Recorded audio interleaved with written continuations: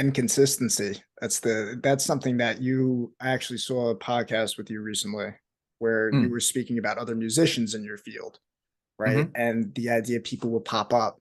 But what separated you from some of those other musicians was that you kept going. Mm.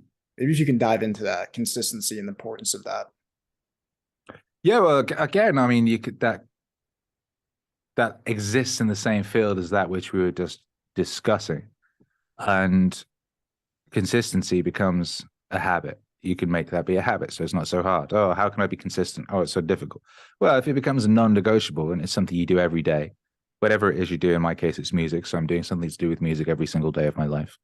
And that works in many ways. One of the things it does is it keeps me in the zone of making music. And when you're in the zone, things are magical and glittering and shining, and it builds up a momentum and a power. And if you keep moving, that momentum is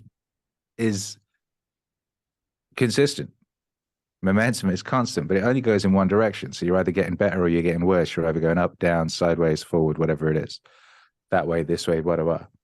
Um, and you can build a charge on that momentum from your consistency. And if you consistently show up, then that will build that charge and that momentum. And you'll be like in Sonic and Sega All Stars Racing, where Sonic gets the power up and he turns into Super Saiyan Sonic. And he can't fall off the rails or nothing. And he just keeps going and getting more powerful. And that can be your life if you go with consistency. And all consistency is a non-negotiable showing up. And like I said, that can become a habit. You know, a lot of people will non-negotiably show up to the pub. This is British people. They have pubs. They go and they drink. A lot of people will non-negotiably show up to McDonald's, whatever the fuck it is. People will non-negotiably show up to all sorts of things that are not good for them and are difficult. There's some difficulty in even getting to the place, and then there's a great difficulty in the effects of what that does to them over time. And that brings a great deal of pain and suffering and sorrow and hardship. So you might as well pick the thing that's going to result in the better life, the better outcome. So just go, hey, what's that going to be? And then reverse engineer it. Whatever it is, you want to be a great pianist. You want to be good at baking cakes. You want to be a power lifter. You want to be really good at recognizing different genres of B. Whatever the fuck it is, you can reverse engineer that and introduce a system into your life to execute on that on a consistent, every day, all the time basis. And that will carry you to that desired outcome because it will become a habit. And it will just carry you like someone crowd surfing at a music festival. It will be an inevitability. But yeah, on regards to the questions, I've probably veered off a little bit. But one thing I did notice is because I just consistently kept going for the past 20 years, what I did see was lots of people come and go.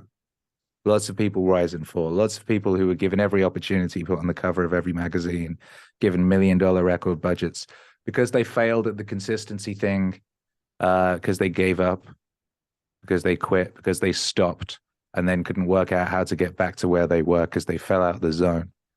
The most of the people, like most, have come and gone in my particular area of activity and expertise. And that happens everywhere with everyone. And it was purely so no one ever fails. No one ever fails because they're stopped. Like no one ever fails. The only reason anyone ever fails, the only people as far as I've been able to observe, is because they gave up.